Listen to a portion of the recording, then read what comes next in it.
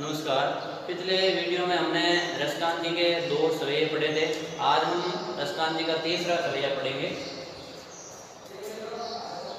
यह रसकांति के 2 सवैये हैं, इनमें माधुर्य गुण की विद्यमानता है। इन सवैयों में गेयता का गुण भी विद्यमान है। इनको गा करके भी हम बोल सकते हैं। मोर पंखा सिर ऊपर राखियों गुंज की माल गरे पहिरोंगी, ओढ़ी पीतंबर ले लकुटी बन गोधन वारन संग फिरोंगी। भव तो मोहि मेरो रस खान स्वते कहे सब स्वांग भरोंगी। या मुरलीधर की अदरान धरी अदरान धरोंगी।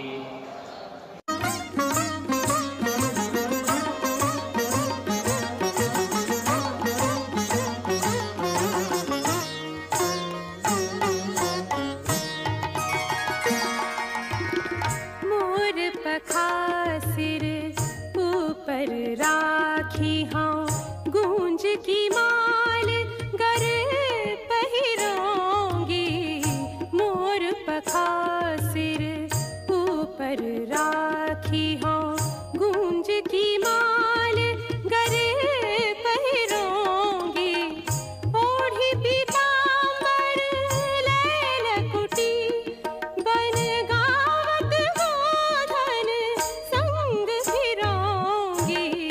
मोर पखा सिर ऊपर राखी हाँ, गूंज की माल गरे पहिरोंगी। मोर पखा सिर ऊपर राखी हाँ।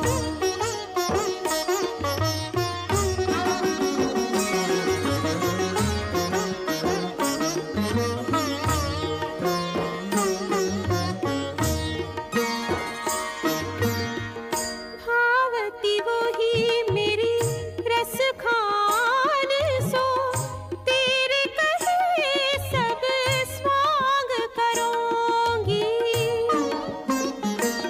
हो भावती वही मेरी रस खान सो, तेरे कहे सब स्वांग करोंगी।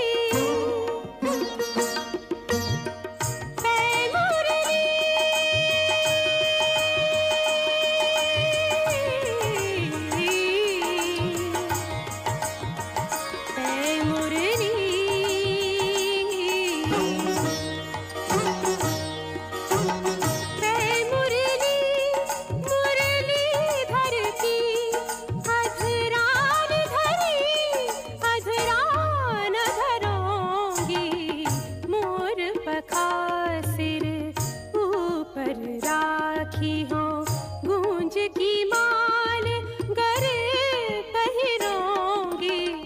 ओढ़ी पीतांबर लैल कुटी बन गावत गोधन संग फिरोंगी। मोर पखा सिर ऊपर राखी हाँ, गूंज की माल गरे पहिरोंगी। मोर पखा सिर ऊपर राखी हाँ। मोर पखा सिर ऊपर राखी हूँ, गुंज की माल गरे पहरूंगी। ओढ़ी कमर ले लकोटी बन गोधन वारन संग फिरूंगी। भाव तो वही मेरो रस खान सो, तेरे कहे सब स्वांग करूंगी। या मुरलीधर की अदरान धरी अदरान धरूंगी। कानन दे अंगूरी रही वो जवानी, मुरली धुनी मंद बजे है। मोहनी ताननी सुरस खाने, अटा चढ़े गोधन गे तो गे है।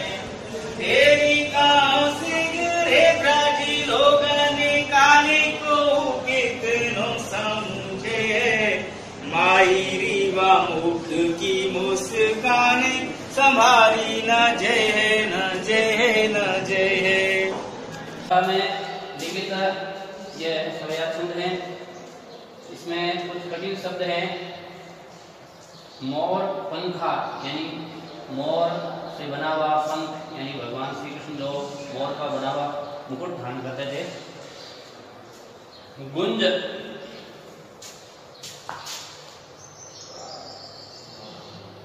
गुंज एक जंगली पौधा होता है। जंगली पौधे का छोटा फल। एक गुंज लाल और काले रंग का पत्थर भी होता है जिसका वजन एक रत्ती के बराबर होता है। गले का अर्थ है गले में।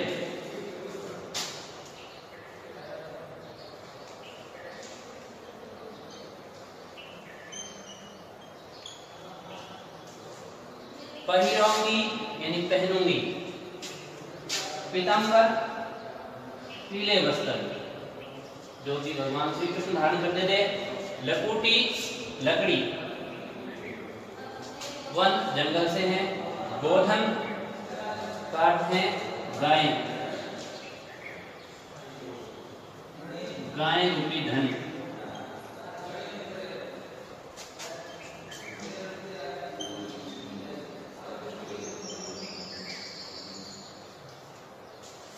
ग्वारन का अर्थ है ग्वाले।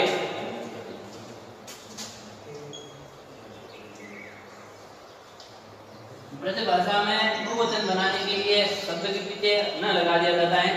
जैसे कान का कानन यानी कानों में। अधर का होठ अधरान यानी होठों पर। ग्वारन यानी ग्वाले।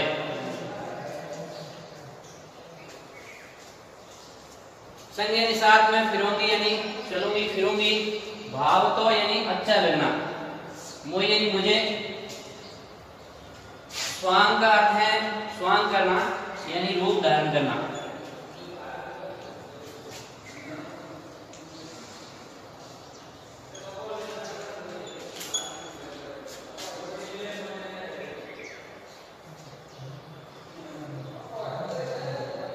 मुरलीधर यहाँ भगवान श्री कृष्ण के लिए है।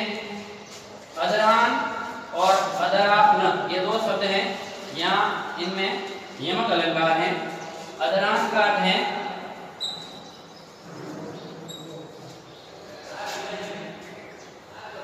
अधरान यानी होठों पर।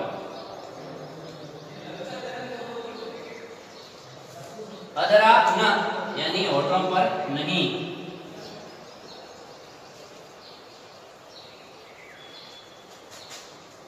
शब्द के टुकड़े करने पर अर्थ अलग अलग हो गए। अधरान यानी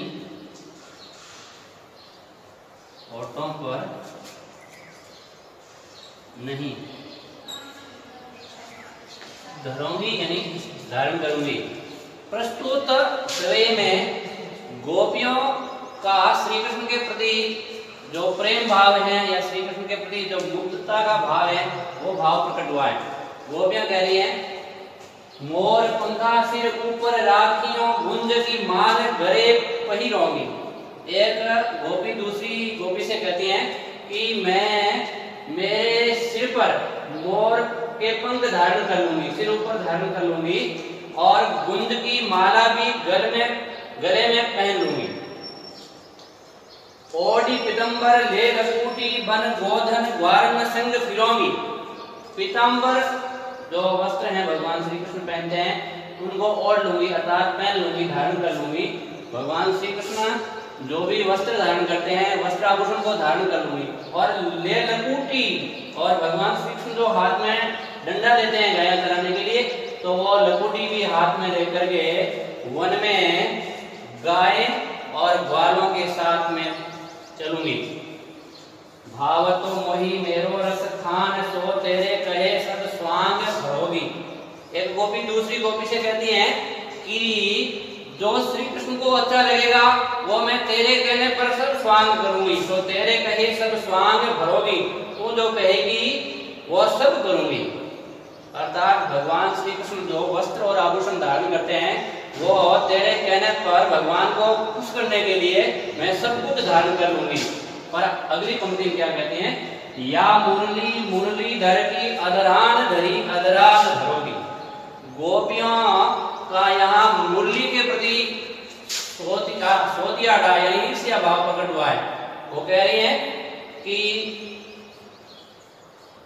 मुरली को सोत मानती हैं, क्योंकि भगवान श्री कृष्ण मुरली को अपने होठों पर धारण किए ही रखते हैं, जिसके कारण गोपियों को ऐसा लगता है कि वो मुरली से ज्यादा प्रेम करते हैं, हमें ज्यादा महत्व नहीं देते। इसलिए गोपियां कह रही हैं कि या मुरली मुरलीधर की, जो मुरली को धारण करने वाले भगवान कृष्ण की जो ये जो मुरली हैं, इनको अदरान धरी, जो ये होठों पे धारण करते हैं, इनको हम होठों पर धारण नहीं करेंगे, बाकी सब स्वांग कर लेंगी। भगवान श्री कृष्ण जैसा वस्त्र आभूषण धारण करते हैं वैसा हम कर लेंगी, पर मुरली को हम अपने होठों पर धारण नहीं करेंगे। कुल मिलाकर के गोपियों का यहाँ भगवान कृष्ण के प्रति प्रेम भाव प्रकट तो हुआ ही है, पर साथ ही साथ मुरली के प्रति ईर्ष्या भाव भी प्रकट हुआ है।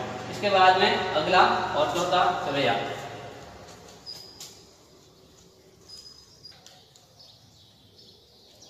अब अगला चौथा सवैया।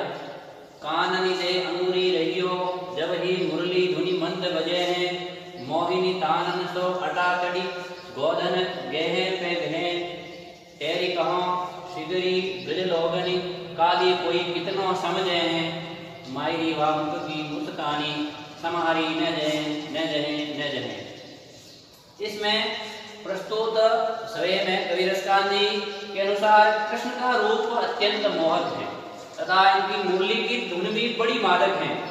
इन दोनों से बचना गोपियों के लिए अत्यंत कठिन है। गोपियां कृष्ण की सुंदरता तथा तान पर आसक्त हैं, इसलिए श्री कृष्ण के सामने वो विवश हो जाती है। यानी गोपियां चाहकर भी कृष्ण को अपने दिल और दिमाग से नहीं निकाल पाती है। कुछ कठिन शब्दार्थ हैं।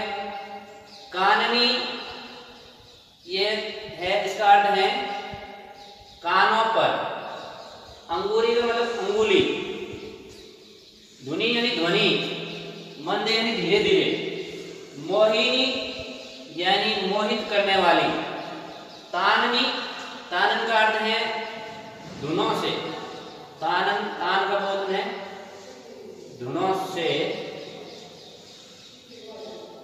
अटा का अर्थ है अटारिका, अटारी,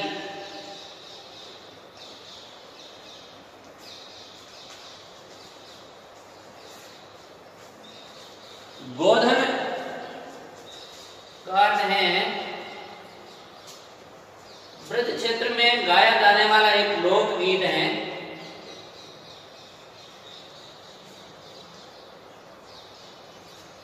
गाया जाने वाला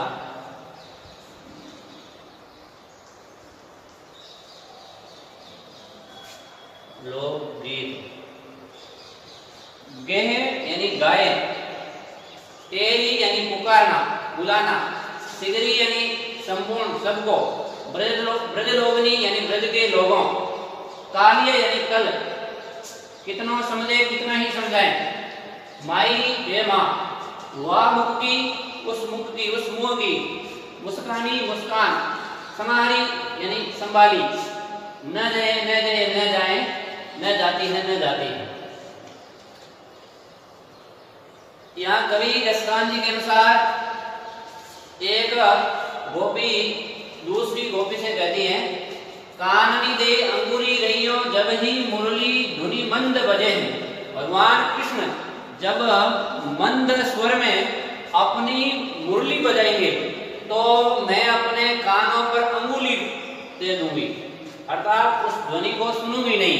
जब भगवान श्री कृष्ण मंद स्वर में मंद ध्वनि में मुरली को बजाएंगे तो मैं अपने कानों पर अंगुली दे दूंगी।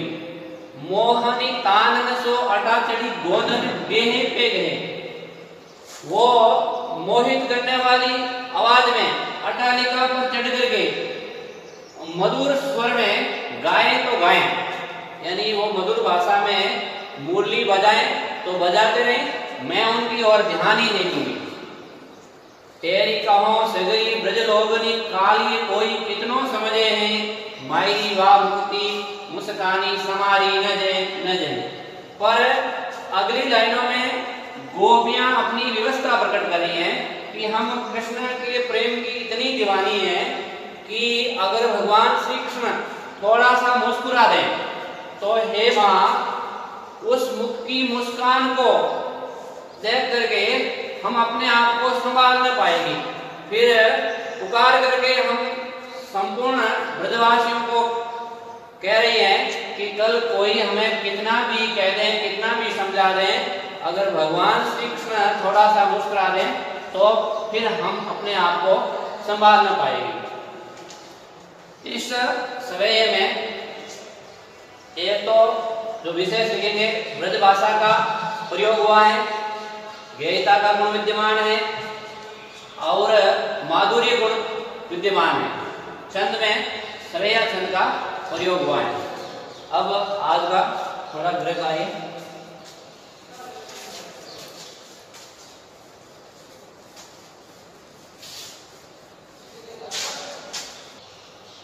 पहला प्रश्न है, सखी ने गोपी से कृष्ण का कैसा रूप धारण करने का आग्रह किया था, अपने शब्दों में वर्णन करिए। दूसरा प्रश्न है, चौथा सवैया जो है उसके अनुसार गोपियां अपने आप को इतना विवश क्यों पाती हैं। तीसरा प्रश्न है, भाव स्पष्ट कीजिए। माई वाह की मुस्कानी समारी न जय न जय न जय, इसका भाव स्पष्ट करना है। और अंतिम प्रश्न है, काव्य सौंदर्य बताइए। काव्य सौंदर्य स्पष्ट कीजिए। या मुरली मुरली धर की अदरान धरो अदरान धरोगी, यानी इसमें काव्य सौंदर्य बताना है। भाषा कैसी है, भाषा ब्रज भाषा बतानी है। सवैया छंद है, अनुप्रास और हेमक अलंकार का प्रयोग हुआ है, माधुर्य गुण विद्यमान है। ऐसे काव्य सौंदर्य का